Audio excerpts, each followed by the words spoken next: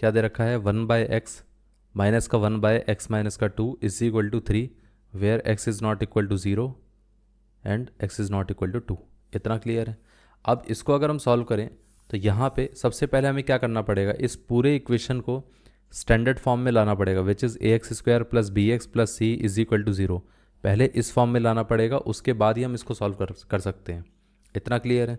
तो हम सबसे पहले क्या करेंगे, दोनों का एलसीएम ले लेते हैं। तो ये आ जाएगा x इंटू एक्स माइनस का 2, यहाँ पर 1 इंटू एक्स माइनस का 2, और ये कितना आ जाएगा 1 into x is equal to 3। अब ये माइनस का x है और ये प्लस का x है, दोनों कैंसिल आउट हो जाएंगे। बचेगा क्या, माइनस का 2 बचेगा इधर, और इधर कितना आ जाएगा x माइनस का 2 इज इक्वल टू 3। इसका इससे x इंटू एक्स माइनस का 2। अब इसका इससे क्रॉस मल्टीप्लाई कर सकते हैं, तो यहाँ पर कितना आ जाएगा, ये आ जाएगा माइनस का 2 is equal to 3 into x minus का 2। इतना क्लियर है। अब देखिए यहाँ पर ये आ जाएगा माइनस का 2 इज इक्वल टू, ये कितना आ गया 3x इंटू एक्स कितना होगा 3x², 3x इंटू 2 कितना रहेगा माइनस का 6x। अब अभी हमारे पास यहाँ पर पूरा स्टैंडर्ड फॉर्म बना नहीं है, तो पहले हम क्या करते हैं, एक चीज़ को एक साइड पे लाने की कोशिश करते हैं। तो हम या तो -2 को इधर ले आते हैं या इसको इस तरफ ले जाते हैं। इतना क्लियर है। तो हम क्या करते हैं, यहाँ पर इसको शिफ्ट कर देते हैं। तो ये आ जाएगा 0 is equal to 3x² minus का 6x प्लस का 2। अब ये स्टैंडर्ड फॉर्म आ चुका है। तो अगर देखा जाए तो ये आ गया 3x² माइनस का 6x plus 2 is equal to 0। अब इसके हिसाब से अगर हम चेक करें तो a कितना आ जाएगा, a आ जाएगा हमारे पास प्लस का 3, b कितना आ जाएगा माइनस का 6, और c कितना आ जाएगा प्लस का 2। इतना क्लियर है। अब यहाँ से अगर हम कैलकुलेट करने जाएं तो सबसे पहले हम क्या देखते हैं, डिस्क्रिमिनेंट, वो कितना आएगा b² माइनस का 4ac। अब ये कितना आ गया, b कितना था माइनस का 6, तो माइनस का 6 का square minus 4 times of a कितना था 3, और c कितना था प्लस का 2।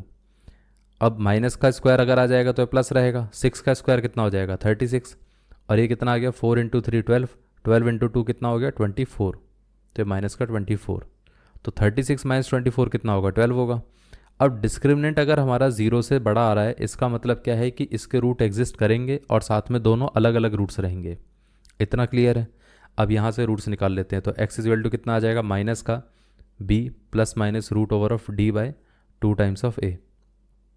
अब यहाँ से अगर हम देखें तो ये कितना आता है, माइनस ऑफ b कितना था माइनस का 6, तो माइनस का 6 plus minus of root over of d कितना है 12 बाय 2 टाइम्स ऑफ a कितना था 3 था। सो माइनस माइनस कितना हो गया, प्लस का 6 हो गया, प्लस माइनस इसको हम ऐसा बोल सकते हैं 4 इंटू 3 बाई कितना आ गया 6 आ गया।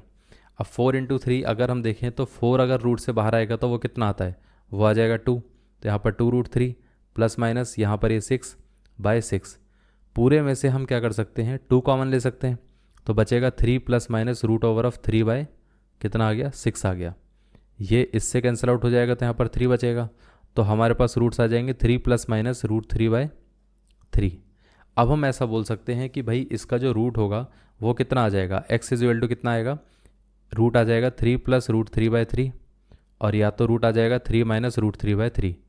अब इस तरीके से अगर आप आंसर करके छोड़ना चाहते हो तो कोई दिक्कत नहीं, आप ऐसे भी छोड़ सकते हो। लेकिन अगर आप फर्दर इसको सॉल्व करना चाहते हो तो इस तरीके से भी लिख सकते हो कि ये पार्ट आ गया हमारे पास 3/3 प्लस √3/3, और ये कितना आ गया 3/3 माइनस √3/3। तो ये दोनों कैंसिल आउट होकर 1 बचेगा, इधर से भी कैंसिल आउट होकर 1 आ जाएगा।